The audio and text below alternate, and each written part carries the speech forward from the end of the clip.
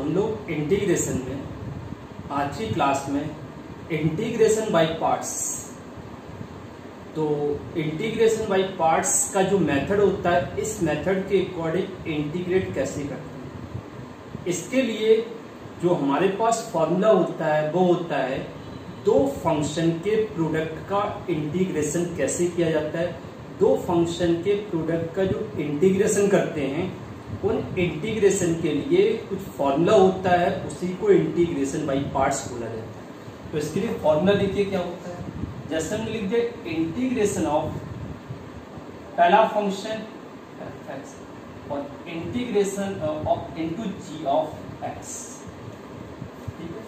तो यहां पर दो फंक्शन का प्रोडक्ट है, उन दोनों फंक्शन के प्रोडक्ट का इंटीग्रेशन कैसे करते हैं, इसके लिए दोनों में से किसी एक को फर्स्ट और किसी एक को सेकंड, वो क्वेश्चन में कंडीशन के अकॉर्डिंग होता है, ठीक है। किसी को भी फर्स्ट और किसी को भी सेकंड लेके हम इंटीग्रेट नहीं कर सकते। वो तो क्वेश्चन में हमें देखना पड़ेगा कि किसको फर्स्ट लें और किसको सेकंड लें, जिससे इंटीग्रेशन बाय पार्ट के अकॉर्डिंग हमारे फंक्शन का इंटीग्रेशन हो जाए। तो यहाँ पर किसी को भी हम यहाँ फर्स्ट ले सकते हैं f(x), इसको सेकंड, ठीक है ना। तो हमने इसको फर्स्ट ले लिया, इसको सेकंड। तो जो फॉर्मूला होता है वो देखिए, फर्स्ट फंक्शन बाहर और सेकंड का इंटीग्रेशन, ठीक है। तो जो फर्स्ट होता है उसको बाहर लेना है और सेकंड का इंटीग्रेशन, फिर इधर आता है माइनस, फिर integration of bracket dy dx first और इंटीग्रेशन ऑफ सेकंड, और इसका जो रिजल्ट आता है उसका होल इंटीग्रेशन। समझ में आ गया अच्छे से? तो चलो अब आगे। अब यहां पर बात ये उठती है कि किसको फर्स्ट और किसको सेकंड लेना है। तो सबसे पहला पॉइंट तो एक, यहां पर दो फंक्शन यदि आपके इनटू में है तो सबसे पहला पॉइंट ये है कि जिस फंक्शन या जिस टर्म का इंटीग्रेशन नहीं होता है या जिसके इंटीग्रेशन का फॉर्मूला नहीं है, जैसे log x का इंटीग्रेशन नहीं होता है, sine inverse x, cos inverse, इन सभी के इंटीग्रेट नहीं होते हैं। तो ऐसे जो भी फंक्शन है जिसका इंटीग्रेशन नहीं होता है उसको पहला फंक्शन लेना, ठीक है। अच्छा, दूसरी चीज, यदि हमारे पास ऐसे फंक्शन है जिसमें दोनों का इंटीग्रेशन हो जाता है और दोनों का डिफरेंशियल हो जाता है, तो वहां पर इंटीग्रेशन किस टाइप से करते हैं। जैसे उसमें एक फंक्शन x का पावर n के अकॉर्डिंग है, दूसरा एक ऐसा फंक्शन है जिसका इंटीग्रेशन हो जाता है, ठीक है ना, जिसका इंटीग्रेशन हो जाता है। एक टर्म आपका x का पावर n के अकॉर्डिंग, मतलब x का पावर माने x का पावर 2, x का पावर 3, x का पावर 4, मतलब एक फंक्शन ऐसा है, और दूसरा इनटू में एक ऐसा फंक्शन है जिसको हम इंटीग्रेट कर सकते हैं। तो यहाँ पर किसको फर्स्ट लेना है और किसको सेकंड लेना है, तो x का पावर वाला जो फॉर्मेट है उसको फर्स्ट लेना है। क्यों? अच्छा, जब भी x का पावर n वाला फॉर्मेट एक टर्म इनटू में है तो आपको पता है कि जब x का पावर n वाले फंक्शन में हम डिफरेंशिएट करते हैं तो पावर जो होती है वो पॉजिटिव है तो कम होती है, और यदि x का पावर पॉजिटिव है और उसको इंटीग्रेट करेंगे तो पावर का इंक्रीज होता है। तो वहां पर आइडिया लगाना है कि यदि पावर पॉजिटिव है तो उसको डिफरेंशिएट के लिए यूज करेंगे, तभी वो एक एक करके पावर कम होती जाएगी। जैसे हमने लिख दिया एक्स स्क्वायर और साइन एक्स, इसका इंटीग्रेट करना है, तो एक्स स्क्वायर को यदि फर्स्ट फंक्शन लेकर हम इंटीग्रेट करेंगे तो फर्स्ट फंक्शन के अकॉर्डिंग वहां पर सेकंड वाले पार्ट में एक्स स्क्वायर का डिफरेंशिएट होगा तो एक बार एक्स आ जाएगा। अब एक्स के साथ दूसरा मिलेगा, फिर उसे प्रोडक्ट रूल के अकॉर्डिंग हम सॉल्व करेंगे तो दोबारा एक्स का डिफरेंशिएट करेंगे तो वहां पर 1 हो जाएगा। तो जब भी x का पावर n टाइप का फॉर्मेट इनटू में है तो उसको फर्स्ट फंक्शन और दूसरा जो है उसको सेकंड फंक्शन, उसका इंटीग्रेशन होना चाहिए। लेकिन यदि x का पावर n वाले फॉर्मेट के साथ इनटू में कोई ऐसा फंक्शन है जिसका इंटीग्रेशन नहीं होता है, फिर उसको फर्स्ट लेना है, x का पावर n वाले टर्म को सेकंड लेना है। तो देखो जैसा हमने लिख दिया है एक्स इंटू साइन एक्स और dx। यहां पर देखो साइन एक्स का इंटीग्रेशन हो जाता है, तो हम x को फर्स्ट फंक्शन में और इसको सेकंड, तो इस फॉर्मूले के अकॉर्डिंग करो, फर्स्ट फंक्शन और सेकंड का डिफरेंशियल और minus integration of dy dx first और into integration of sine x और dx और इसका होल। समझ में आ गया? अब ना देखो साइन एक्स का इंटीग्रेशन, इधर पर साइन एक्स का इंटीग्रेशन माइनस कॉस एक्स और माइनस और x का डिफरेंशिएट 1 और इनटू साइन एक्स का माइनस कॉस एक्स। अब इधर पर क्या आएगा? माइनस एक्स कॉस एक्स और a माइनस इस माइनस को प्लस कर देगा तो इंटीग्रेशन ऑफ कॉस एक्स और dx। तो क्या आ गया? एक्स कॉस एक्स, इधर पर सॉरी माइनस आएगा ना, तो माइनस एक्स कॉस एक्स और इस कॉस एक्स का integration plus sine x plus. समझ में आ गया ना? अब देखिए आगे, अब यदि हम यहाँ पर उस फंक्शन को इंटीग्रेट करते हैं जिसमें x के साथ जो है इनटू में उसका इंटीग्रेशन नहीं होता है, जैसे हमने लिख दिया integration of x into log x to base.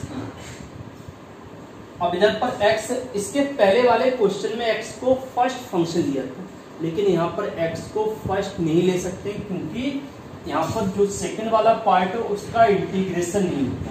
तो यदि दो फंक्शन इनटू में है तो सीधा सा कॉन्सेप्ट है, जिस फंक्शन का इंटीग्रेशन नहीं होता है उसको हम फर्स्ट लेते हैं और सेकंड जो बचा उसको सेकंड।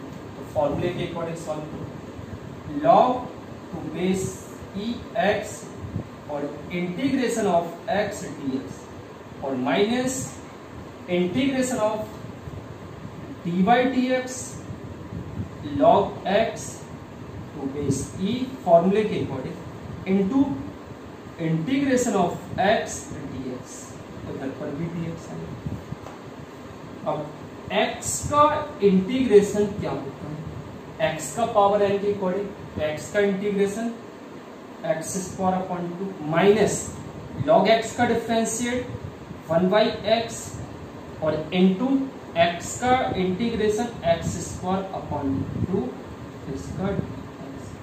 तो x से x कैंसिल हो गया। अब क्या है हमारे पास?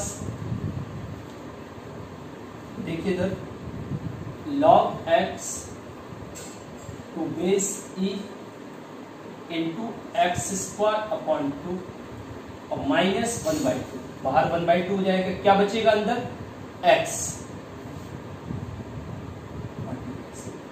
इधर आएगा log x to base e x square upon 2 और माइनस 1/2 x का इंटीग्रेशन एक्स स्क्वायर अपॉन 2। समझ में आ गया? अब कभी कभी ऐसा भी हो जाता है कि जिसमें एक ही फंक्शन को हमें इंटीग्रेट करना है, एक ही इनटू में कुछ है ही नहीं और उसको इंटीग्रेट नहीं कर पा रहे, तो देखो क्या करेंगे।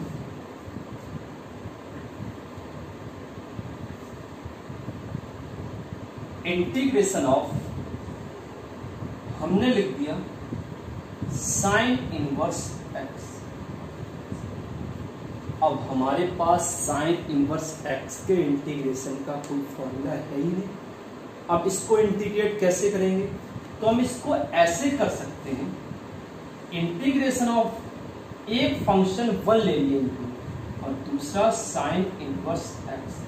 अब हमने आपको बताया था कि हमारे पास दो फंक्शन इनटू में, एक पहला 1 है, दूसरा साइन इनवर्स एक्स है, और जिस फंक्शन का इंटीग्रेशन नहीं होता है, जिस टर्म का इंटीग्रेशन नहीं होता है, उसको फर्स्ट और इसको सेकंड। तो क्या आ जाएगा? इस तरफ फर्स्ट को बाहर लेंगे और सेकंड का इंटीग्रेशन और फिर माइनस इंटीग्रेशन ऑफ ब्रैकेट में फर्स्ट का डिफरेंशिएट और सेकंड का इंटीग्रेशन और पूरे का इंटीग्रेशन।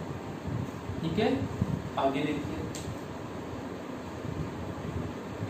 जब भी ऐसी प्रॉब्लम है तो एक 1 into में ले लो।